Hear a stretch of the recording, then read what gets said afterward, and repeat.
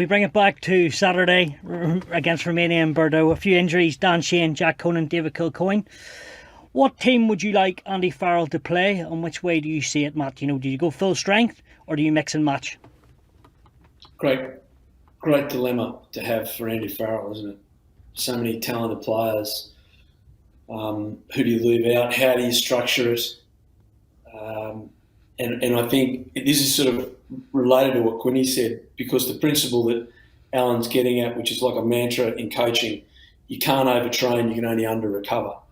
So if you're not doing all the recovery work, you can't perform on the Saturdays. And we've got to say, this Irish team, one of the things that's really set them apart from other nations is how fast they start. They start really well.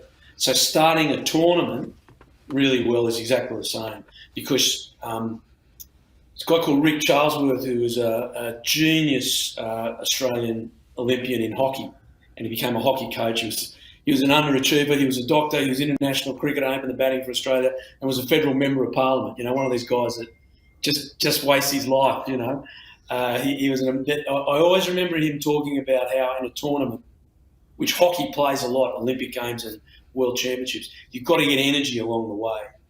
And I think if we looked at Alan's World Cup in 2007, they were not getting energy from those games, against Namibia and Georgia, that they should have walloped and got energy out of. So there is a selection dilemma that they have to weigh up, knowing that they've got South Africa and Scotland that later in their pool games.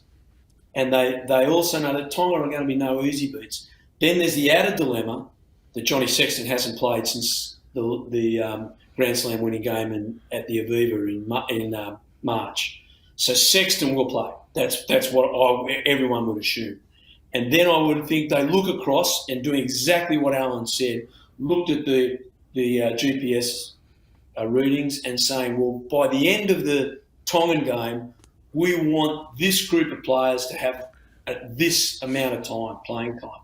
And I think this group is so scientifically driven with Jason Cowman in there, and they are at the absolute peak of physical conditioning in world rugby, that's what we'll see. So if I was going to say to you, will Tyke Byrne play, will Furlong play, I don't think that's the issue. I think they will all play across the two games to bring them up to a point where they will then know, do they want to beat South Africa or lose to South Africa? I know it's a conspiracy.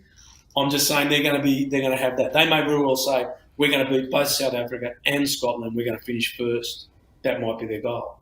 I don't know. But there is no doubt Sexton starts, and we will see a mixture of the starting team and the others. And I with great respect to Romania, they, on results, not on opinion, on results, they were just beaten by the States, and they've lost to Italy and a number of teams.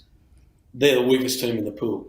So this might be a time where the weaker team comes out rather than against the Tongans. So I think within those parameters, that's the type of team we can expect. Alan, do you want to pick up off the back of that? Do you see a mixture of the starting 23? It's first against 19th in the world. Is this a chance to give the so-called wider squad a crack, or is it not like that at all? Do you know, when Andy Farrell announces his team tomorrow, I'm going to say that's the right team to pick, because he'll have reasoning behind that, i.e. these guys, like Matt said, they've showed a sharpness in training, they're ready to go. He may not use them against Tonga, they may come back against Scotland. They'll have looked at everything. But right, give okay, us a few players which you think will start. Well, I think Johnny Sexton has to start. Really, when I think about this, when I went to World Cup in 2003, we kind of bit of mixing and matching in Romania and Namibia. Turned out perfect, two good big wins. Then we went to Argentina, which was the crunch game. We won that game just briefly. We should have beaten Australia then in round 4. I think Drico, am I right? There was a try disallowed that he was nearly in touch. Anyway, it was 16-15 to Australia. But I think of that World Cup and I think, God, that was a great build-up. Same coach, a lot of the same group. Obviously changed a little bit in 2007. So I don't know, do you go with your strongest hand? Do you kind of go, well, we get a big win here, build up a points difference? You cannot. Tonga is going to be a step up, and they're going to be really dangerous. They'll have some players who have been in the top stage with the All Blacks, the 5 or 6 ex-All Blacks players. They'll have that physical power, they'll have that explosiveness. So you've got to get the balance right for that. So what we're saying is we expect a convincing win for Ireland. The question I would ask here is, could this group come down to points difference? Could there be an issue over points difference at the end of it? I think 3 wins gets you there. You know, can Scotland do something against South Africa and really upset things in at the weekend in their first game? I don't know, but I think I have a feeling there'll be a bit of a mix and match to this game. Initially, I thought it's full strength, mix and match a little bit against Tonga, but it's too risky to do that. I think it's about getting probably 7 or 8 starters out at the weekend with 7 or 8 guys who are not starters, and the same for Tonga. It's a mix and match, and having safety on the bench that you have real experience. We saw it against Samoa and Bayonne where O'Mahony comes on, James Ryan comes on, where they can problem solve, i.e. the lineup was struggling. They made a real kind of difference. So because if you go full strength this week and you pick the perceived starting team that we all think, that we could all name the starting Irish team now if everyone's fit and available. I know Conan is out, Sheehan and Kilcoyne. Yeah. So Sheehan and Conan for me are, Sheehan is a starter.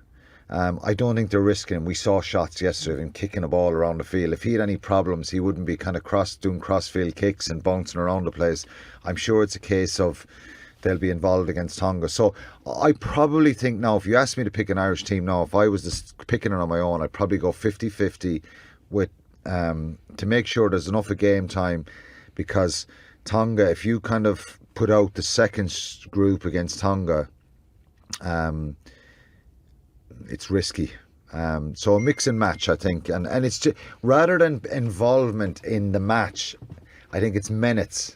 So it's a culmination of a number of minutes between round 1 and 2 for South Africa. At some point in the 2 games, and I don't know what you think here, Matt, as a coach, the starting team for South Africa is going to have 30, 40 minutes together. Do you know what I mean?